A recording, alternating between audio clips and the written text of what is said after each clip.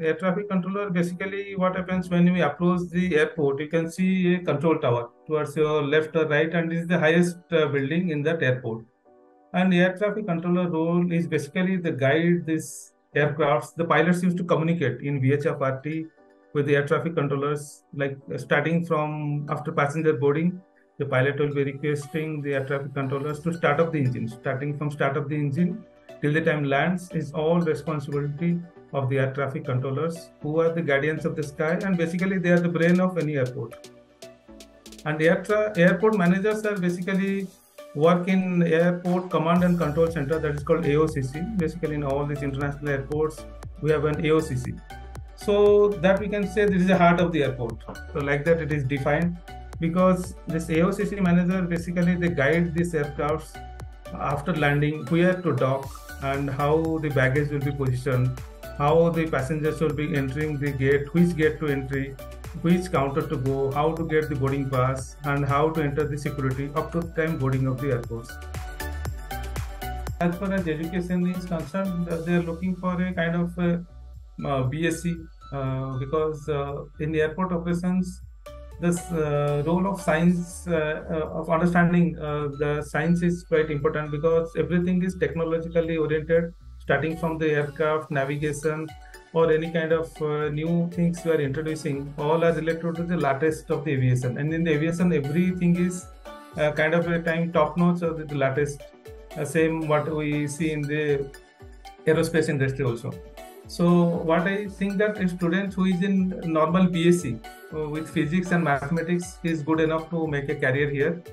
If he doesn't want to go to technical side, even BBA and MBA will also do well and good enough, because we have also a lot of requirement of people who are in HR role or who are in finance role. So both BBA and BSc is good enough as a career. Along with that, if a student has some certification from IATA, it is well and good enough, because IATA is an international recognition body which gives basically certification in a particular domain. Either it is kind of a dangerous goods or airline ticketing, whatever the all 8 things I have mentioned. In everything, IATA courses are available. It is basically kind of a 3 to 4 months course, and once you pass that course, then you are ready to go, and you can actually face an interview because you have some understanding of the knowledge and subject. Basically, what will happen? We once we hire actually students, we train them in and out. All the training cost is under the head of the recruiter, and we train them. And after training, we have the conduct them exam. If they qualify, only we hire them. So basically, the student need not do any other thing beyond their basic qualifications of BSc, BC, or BBA. Rest all we will take care as a part of the employer, because this is our responsibility. We expect the students to come with zero knowledge, so that they are clear in the head that what we are going to teach them, and we are going to examine them, and all the passing percentage is minimum 80%. So once they pass, we hire them, otherwise we don't hire them. So it is as clear as that. Before the going to airport manager, we can learn something about the airport ground staff, because the airport ground staff actually we can see actually when we enter the airport, like they're basically loading and unloading of the baggage, cargo, and all those things, cleaning the aircraft. And basically certain people, not that only that airport managers are required. We need also people under us that who can do certain things. Like this slide, what we can see, this is a standard like airport operation procedure. In that, starting from the ticketing, suppose as a passengers, I am going and entering the airport. First, we have to go to the ticketing counter, and we have to show and get the boarding pass. Then, what happens? The passenger agent who works below the airport manager, he takes care of everything, coordinating with the passengers, how they move, check in to the gate. Then next they go to the transport desk, where before the boarding we have to stand in a queue, and we have to do the post departure formalities, like our security will be checking you to board the aircraft. Now along with the passengers, even the crew and the pilots will be boarding the airlines, and with the kind of a bus service or aerobus, whatever they are available.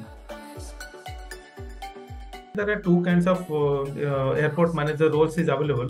One is with the air side and one is with the terminal side. So basically the air side role is that we have to take care of the pilots and the airlines, where to the parking requirement is made, and what is the schedule they are flying, whether the bay is available, and on what time they should depart from the particular bay, because we have to allocate the bay to certain other airlines.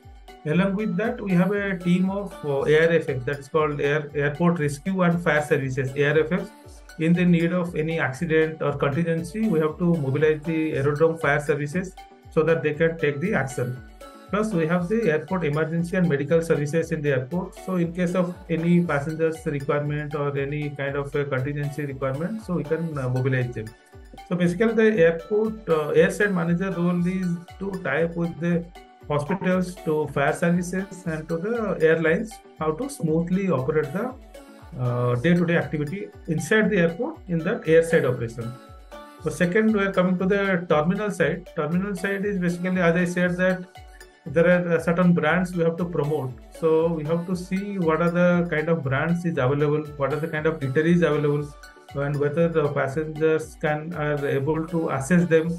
First, second, what are the kind of sanitary services available, whether the airport is clean, and what are the, and passenger side also baggage handling. Suppose whether people during kind of festive season like this, the Diwali, lot of there are influx of passengers. So are they facing any problem in the boarding of the aircraft, getting their tickets, boarding passes, or even the luggage dropping? Because now we are having Kisco facility where you can self print the luggage and baggage, and you can drop it on your own. So we have to streamline those operations. So basically, terminal manager is responsible for the passengers entering and exiting the terminal. So there are two kinds of role.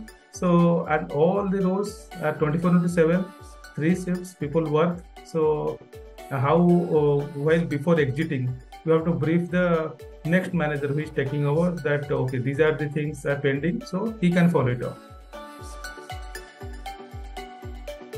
Yeah, latest trainer practices. Usually, what we follow here is that we have a knowledge group and knowledge team. We usually travel to other airports. As a model airport, we wanted to hub it. So we travel to basically Changi International Airport or Heathrow Airport or USA certain airports to see how actually these modern airports which are established, they have the functionality, how they are handling baggage, and what are the extra we can innovate certain things like what I said, like Digi Jatra we have innovated that people need not carry that physical copy of the boarding pass. Even in the mobile you carry, or you need not stand in the queue. Your face is your biometric ID. So that we are like presenting in the airport. So to innovate, we need to travel to airports which are already the model hub or who have the highest ranking in the world, and we go there, we understand them, and we come back and try to implement the same thing.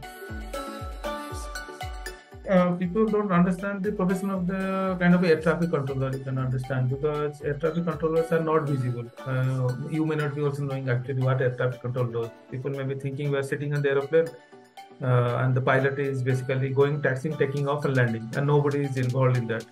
But pilots' eyes and ears are air traffic controllers. He used to ask us like a small baby each and every question: where to go, why to take a left turn, right turn, how to climb, what to descend, everything. Like a mother and baby, this is the same relation with the air traffic controller and the pilot.